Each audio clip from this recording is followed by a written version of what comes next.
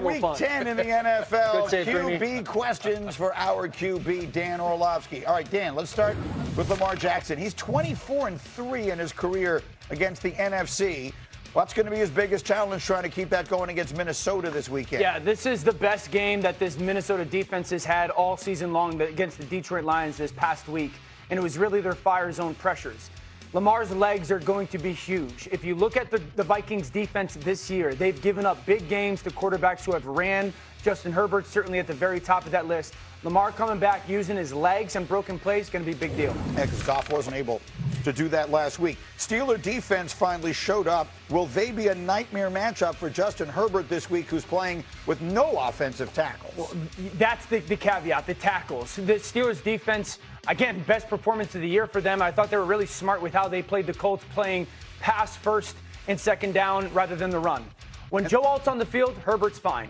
When Joe Alt's off the field, Herbert's not. This team is going to struggle without that all-pro left tackle. Yeah, they've been without Rashawn Slater all season long, and now they're going to be without Alt for the rest of the year. For the last one, Dan, I gave you a homework assignment. The Patriots haven't played a lot of big spotlight games that the whole country has seen. So I think a lot of fans are very well aware that Drake Maye is playing out of his mind, but they don't really know what it looks like. What does it look like? Vintage Josh McDaniels and Tom Brady. It's because they hunt matchups, and that's the reason what's going on. So you take Pop Douglas and Ramondre Henderson, and you flip them. Now the quarterback sees what the defense in. He's going to the second play. He knows the pressure's coming off his left. He knows that Pop Douglas, a receiver lined up at running back, is going to be covered by a defensive end, outside linebacker. You void the secondary, and then that creates plenty of space one-on-one. You got a receiver much more athletic and space than that defensive end. Touchdown. And then they're killing defenses with crossers.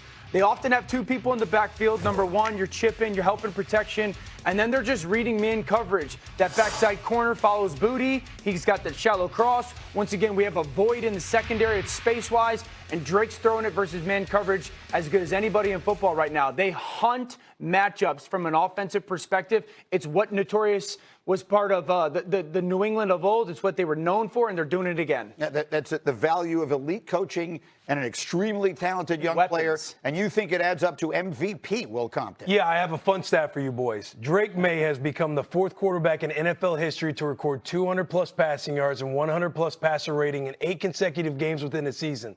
The other quarterbacks who have hit this milestone all won the MVP in those seasons. Aaron Rodgers in 2011 and 2020, Tom Brady in 07, and Peyton Manning in 04. And can I tell you something? Come on, Chef, do you like numbers? This is exactly why the New York Jets have added 5 first-round picks in the next 2 years, because they have to find a way to keep up with Drake Maye and Josh Allen. And this is what the Miami Dolphins eventually are going to have to do, because they're going to be in a division with Drake Maye and Josh Allen and the quarterback that the Jets get. So they're going to need 1-2 over time. So we're going to see an arms race in the AFC East. You know what that's telling me, Danny O? Shefty knows something that we don't.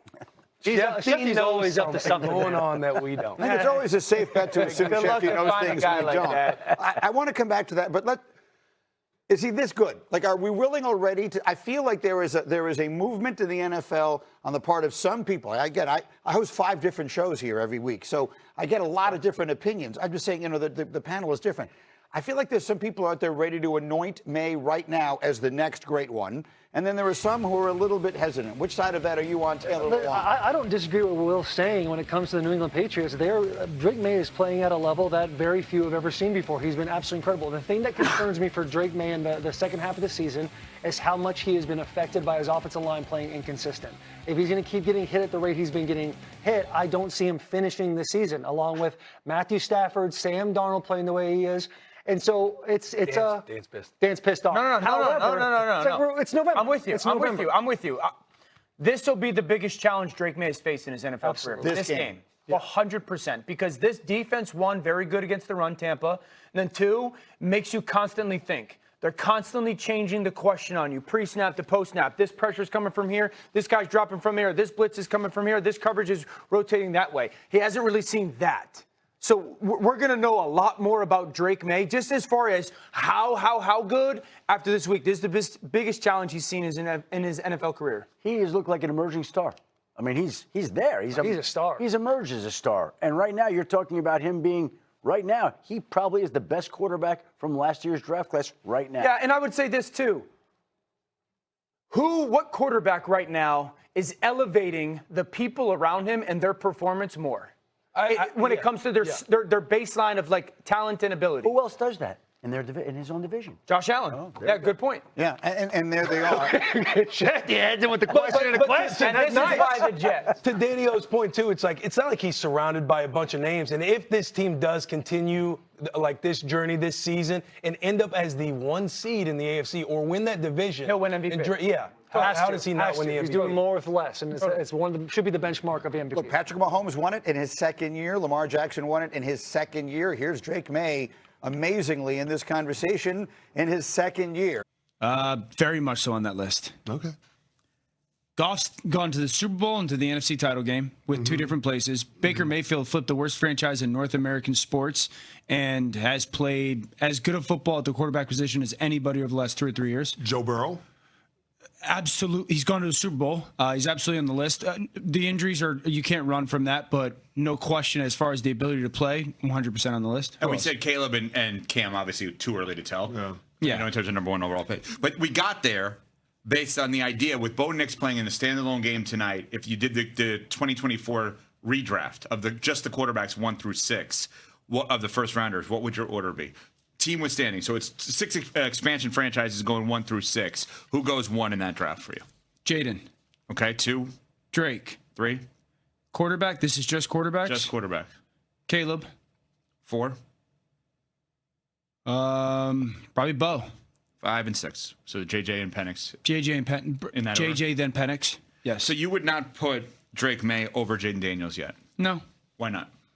I don't forget what happened last year. I mean, Jaden was absolutely sensational last year. And then when Jaden's played this year, he's been really good outside of like the last game when everybody in their offense was hurt. And so Jaden was historically impressive last year.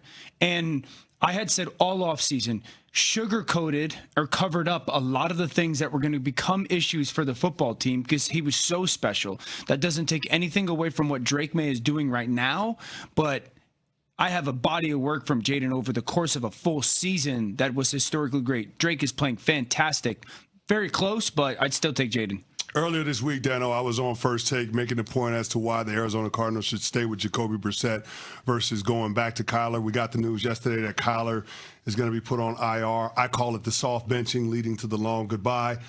Curious as to why you shot me the text chiming in saying that you thought it was the right stance for Arizona to go with Jacoby Brissett the rest of the way. Yeah, I mean, one, just the individual performance has been better than Kyler's. The play of the quarterback has been better. Then, two, the operation of the offense. The play of the offense has been elevated. And Marvin Harrison Jr. all of a sudden is good again. He all of a sudden can play. And so there's just that reality. And I think the fundamental starting point is Jacoby's not nearly as talented as Kyler, but Jacoby wants to just run the offense. Jacoby wants to play quarterback. Jacoby just wants the offense to go up and down the field and get his offense in the end zone, however necessary. Kyler still wants to be the guy. Like, Kyler wants to be the focal point. He wants to be the person generating the offense. He wants to be the person scoring all the points. He wants to be the person that gets the pat on the back because he's so talented. So I understand that. Jacoby doesn't care about all that stuff. He just wants the offense to play well. And that's the difference between Kyler still being very talented and Jacoby just wanting to play the position at the very highest level that he can. What do you think the future will hold for Kyler? I think he's done in Arizona. I think that's fair to say that he's probably taken his last snap in Arizona. Will he have a landing spot next year? Of course. Mm-hmm. He's ridiculously talented. Yes. You just don't find people like that. We also have, I mean, even right now, early November, I can tell you 7 teams that are going to be quarterback hungry, just desperately in need of a starting quarterback. So, can you name those, please? Okay, so off the top of my head, the Jets will need a quarterback. The Browns will need a quarterback. The Raiders will need a quarterback. The Dolphins could need a quarterback. Maybe the Steelers. The Steelers could need a quarterback. Saints or no? The Saints will need a quarterback. I think it's TBD right now with the Falcons, but I don't think you're pounding the table that they won't need a quarterback. Jacksonville or no? I still think it's up in the air. You're striving for consistency with Trevor, but I don't think there's any way to definitively say it right now that they won't. So basically a quarter of the league. Yeah, are already going to, we can firmly say, be chasing a quarterback.